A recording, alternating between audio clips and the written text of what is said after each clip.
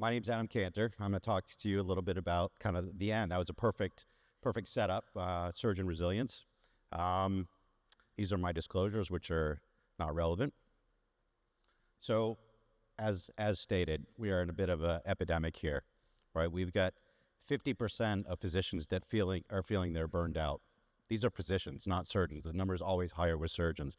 Almost 60% of our colleagues would not recommend medicine to our own children.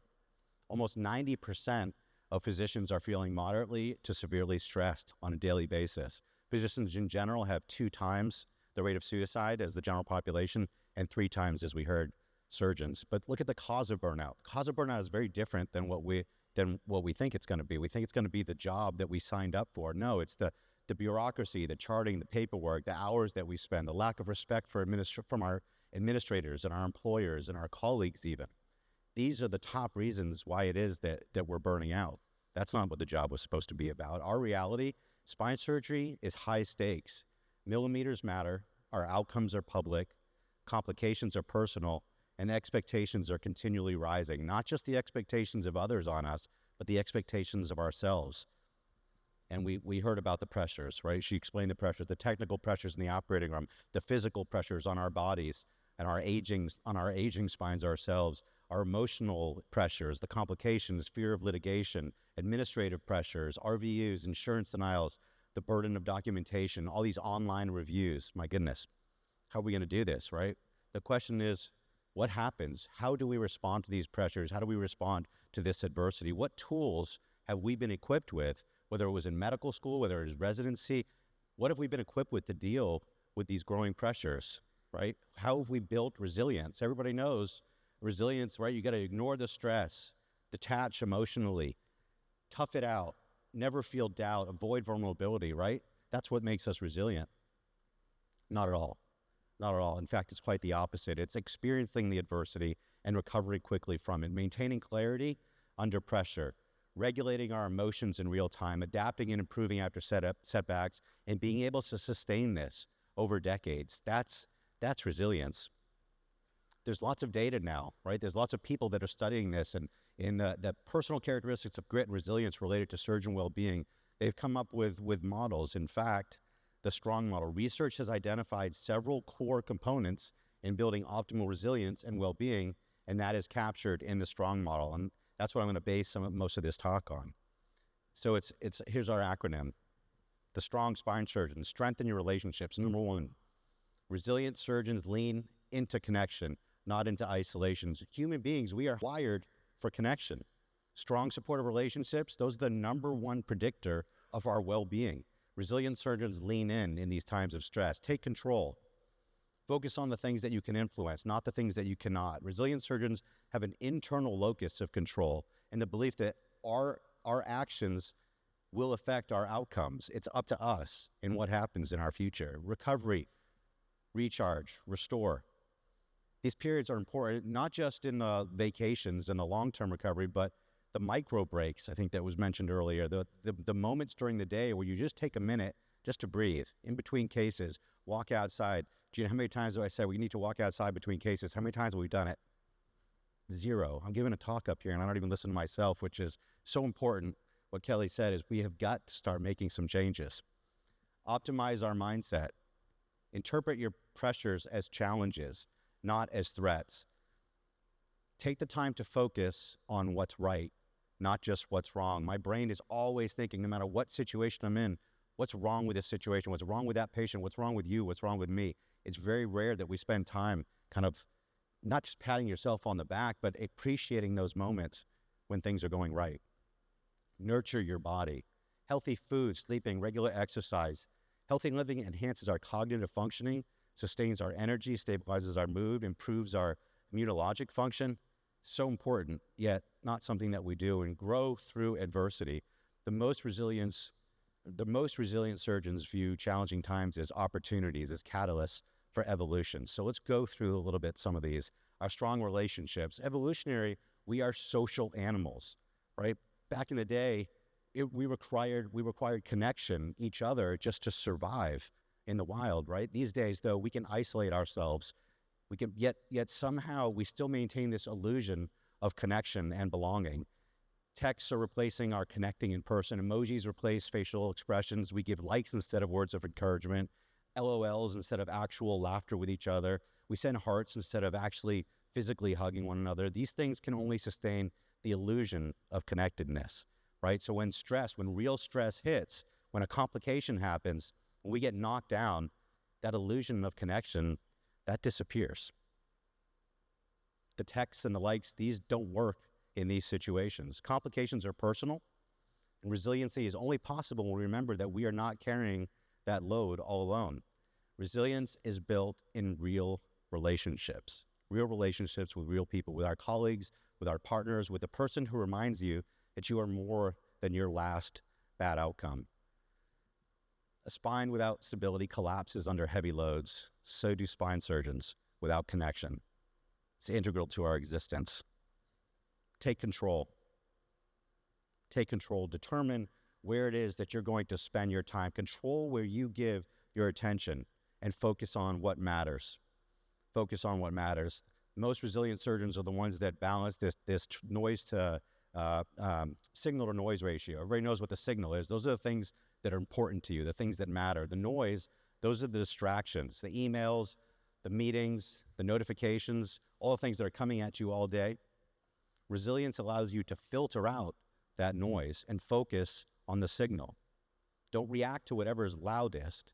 80% of your time should be spent on 20% of those activities that matter most. Remember that. That's important. Now, sometimes that 20% at times can be family and friends. I'm not saying 100%. Now, Steve Jobs, Elon Musk, these guys, these are 100% signal guys, 100% signal. And that's why they have problems on the social side, because they're not paying attention. You need to have some time for that noise. But the point is do your filter. And what matters? So Daniel Kahneman was a Nobel laureate back in the early 2000s, pioneering behavioral economics. And he did a study where he asked almost 1,000 people to basically list the things that you do on a daily basis. And I want you to rate those things, whether they're voluntary things or whether they're things that you have to do, and rate them on a scale from 1 to 10. And what he found was that people spend more than 5 times the amount of their daily time on the things that they don't enjoy, that don't bring them happiness, that don't bring them peace. We're spending a lot of time on the things that we don't like doing, and we're doing it voluntarily. We need to spend more time doing the things that matter to us.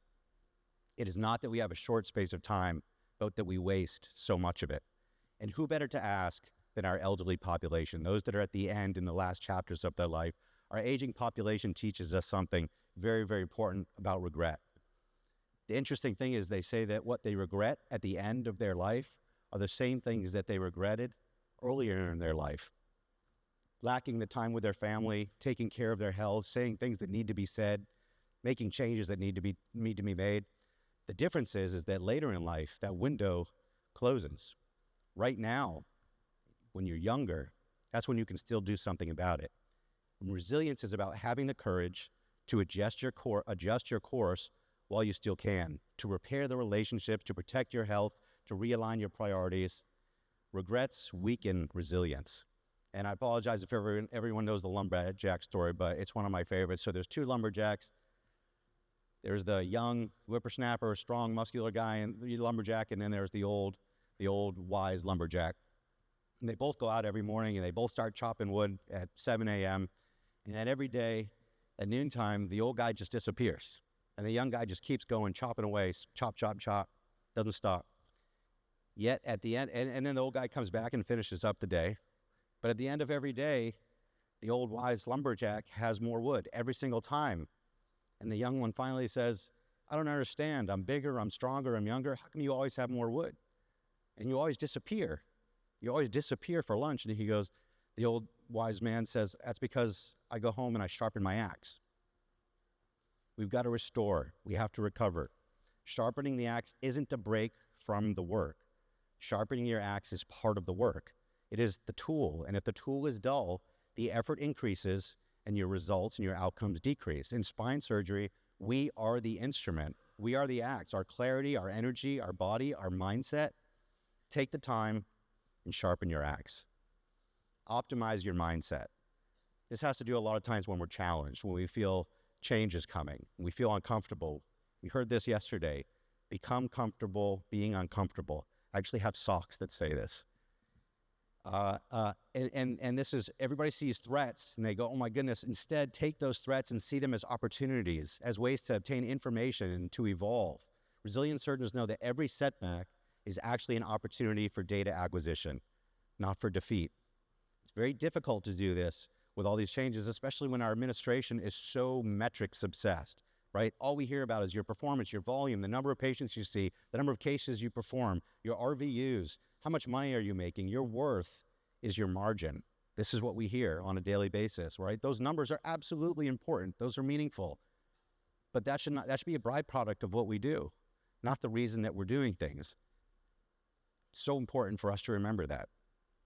We know we got to focus on what matters. We have to focus on the things that are purpose-driven, the things that matter to us. Those are our motives. That's sustainable. If our motives are metrics-driven, then we're going to end up like the guy on the first page. We're going to burn out. We are expected to operate at elite levels for 20 or 30 years. Our keynote speaker yesterday talked about this, right? We are expected to operate at elite levels, right? We need to nurture ourselves. Yet we don't train, we don't allow ourselves to recover like elite performers do. Can you imagine an elite performer showing up dehydrated, sleep-deprived, and malnourished?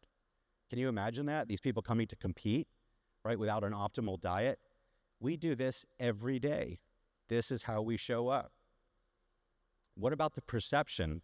Kelly mentioned this. What about the perception of people that actually seek help? Such a small number of us actually seek help when we're struggling because we see that as weak. It's an unintended recipe that seeking help is shameful, or we somehow have failed if we need help. Yet every single elite athlete, every single one, has professional coaches and psychologists, numerous of them, because we know that the most winning occurs by having strength on top of our shoulders, whatever the sport may be. Mental strength is trained, focus is trained, emotional regulation is trained. We, as the surgeon, we are the instrument, and instruments require maintenance to be resilient, and that includes maintenance above the shoulders. Anybody know what the biosphere is? This was actually here in Arizona many years ago. Erica's smiling over there, I think. But it was just above Tucson. What they did is they took 3 acres in a sealed ecological system in Oracle, Arizona, and they tried to simulate Earth's biosphere. And they did this to study sustainability in a closed-loop life system for deep space travel and potentially life on Mars, right? They tried to create a mini Earth, and they did it right here on Earth. But what happened is as the trees were growing, they would get to a certain height, and then they would topple over. They couldn't sustain the growth of tall trees. And what they ultimately figured out is because they didn't have any wind in the system. They didn't create wind. Wind is needed to get the trees so that they sway back and forth. So as they grow, the roots splinter, and they grow deeper and wider into the root system. So they get stronger. Stress wasn't the problem. It was actually the absence of stress that was the problem. Resilience is the capacity to absorb that stress and return stronger. We must experience stress to grow stronger. So I'm going to give my own short story of one of my earliest moments where I had to develop and experience a major setback in order to grow and become resilient. So for those orthopedists here, this is the top of the spine, right above the clavius here.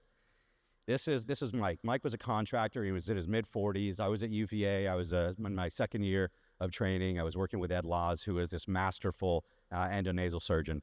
And I was in his case in the morning, and I had went and met the patient, and I met his 3 daughters.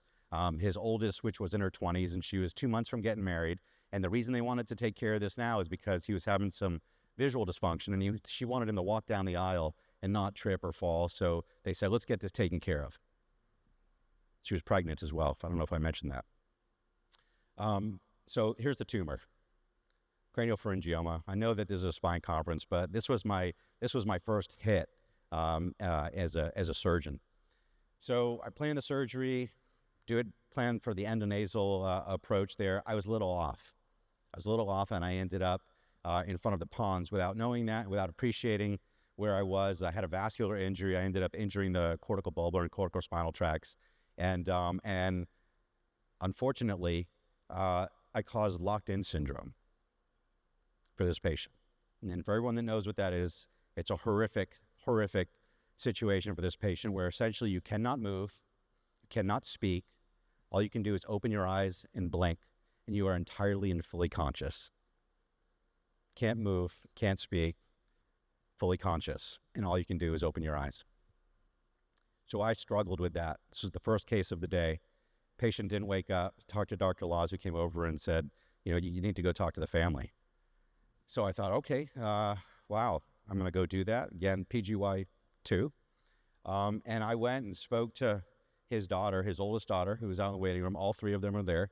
And she was waiting to hear the great news. And I went out, I said, listen, explained what happened. And I said, you're going to need to plan for this reality, because she kept talking about, well, when's he going to wake up? And this was really difficult for me. Now, I get it. This is really difficult for that family. But what we're talking about here is how we recover from these things, how we develop resilience. So I said, you're going to need to plan for that reality. She said, I don't know how to plan for that. We absolutely had plans, for sure. He was going to walk me down the aisle. He's going to dance with me at my wedding. He was going to babysit his first grandchild. He was going to help us build our first home. We sure had plans. These weren't part of those plans. And that knocked me to the floor. I'm between cases. You got 45 minutes to an hour. I went over to Dr. Jane, who is the chair, and I said, Dr. Jane, I am really struggling with this. And I told him the story, and he goes, yeah, that's baseball. I don't mean to minimize that, and neither did he, but bear with me for a moment when I explain. So I'm from south of LA now, so I was a big fan of the Dodgers. Everybody watched the World Series this past fall. The Dodgers and the Blue Jays, they made it to the Game 7. The whole season is on the line. Game 7 of the World Series, and Shohei Ohtani is up and he pitches, and guy hits a home run, a 3-run homer. All of a sudden, it's 3-0, and it's just the whole season is gone and over. The World Series is over. It's not yet over, but it felt like it. And the guys running around the bases, and we're all sitting there. I was at a party, and we're like, "Oh my God, I can't believe they're going to lose the World Series after all of this." Remember, there was an 18-inning game, and they had come back from being down 3-2. It was just how could this happen? And before I even turned around, the next batter was up. Literally seconds. Just lost the whole world. Feel like they lost the World Series. This pitcher, my God, what he must be feeling like. Feeling absolute misery. But guess what? It's time to pitch again. Same for surgeons. Our next case is waiting, and that next patient has no idea what just happened 45 minutes earlier, and they are expecting your absolute very best. We have to keep stepping up to the plate, not because the last outcome didn't matter, but because the next one does too. So Dr. Jane said, listen, if this ever stops hurting, if that stops hurting, then you are done. But if you can feel this way and still show up for the next case, that means you belong here. That was his advice. That was baseball. And we all know how the World Series actually turned out. There are benefits to resilience. But what this does bring up is that we don't have the time. We don't have the luxury of going through all the stages of grief, right? This is what it's supposed to look like. This is what it actually looks like, right? Going through these stages. But the truth is we need to go from one end to the other. We need to go from hurt and loss to being able to move on and being adjusted in a matter of 45 minutes to an hour for that next case. We do not have the luxury of going through the stages, going through all the stages of grieving. The trick isn't indifference or forgetting. It's giving yourself permission to move forward, to help that next patient. We move on by carrying their memory, not as shame, but as wisdom. Every surgeon carries with him or herself a small cemetery where from time to time he goes and he prays. And that's when you take that moment. That's when you stop compartmentalizing, and that's when you appreciate what's happened. But you don't just go to your graveyard. You also have a garden. And this is where we plant our seeds, and we do it with each and every loss that we have. We plant humility, we plant perspective, and we plant compassion. And that is how we move on, not by easing the pain, by letting it change us. Resilient surgeons are not untouched by loss. Resilient surgeons are shaped by it. There's all kinds of tips about how to get past this, and Don't deflect, debrief with yourself and your teammates, accept that pain is part of the privilege, compartmentalize for a period of time, but not forever, build and trust your team, turn your pain into purpose. Resilience requires growth through adversities to achieve success. And I want to kind of finish up on a more upbeat note. Everybody knows John Wooden, right? I was at UCLA. That's where I did my executive MBA. And everybody knows from 1964 to 1975, he had 10 national champions, one of the most winningest coaches in college basketball history. But you know what most people don't appreciate? From 1948 to 1963, he was the head coach of UCLA before their first. Took him 15 years before he actually won his first championship. 15 years. Developing the recruitment system, philosophy, the style, developing patterns and habits until he had that breakthrough. Resilience is about, it's not about quick victories. It's about coming and committing to that process. Whether it's baseball, whether it's basketball, whether it's surgery, years and years of disciplined preparation and iterative refinements, years of getting knocked down. Resilience requires discipline to build those systems, and you do it without the applause, and you do it when the scoreboard is not in your favor. Resilience is not bravado. Resilience is humility under pressure. It's growth after failure. It's the grit to take calculated risks, knowing that perfection is not guaranteed, yet it is still committing fully. If we can turn the volume up for just 1 second here, we're not going to have a talk on resilience and not show a Rocky clip. It's a very mean and nasty place, and I don't care how tough you are, it will beat you to your knees and keep you there permanently if you let it. You, me, or nobody is going to hit as hard as life. But it ain't about how hard you hit. It's about how hard you can get hit and keep moving forward. How much you can take and keep moving forward. That's how winning is done. Now, if you know what you're worth, now go out and get what you're worth. But you got to be willing to take the hits and not pointing fingers saying you ain't where you want to be because of him or her or anybody. Cowards do that, and that ain't you. You're better than that. We take the hits every day. Complications, lawsuits, unhappy spouses, kids, administrators. The question is what you do when you get knocked down. That is your choice. Remember that the next time you're down. The surgeons that last 30 years plus in this field, those aren't the ones that never get hit. We're the ones that get hit, we get back up, we are smarter, we're steadier, and stronger. Remember that, because we're better than that. Thank you.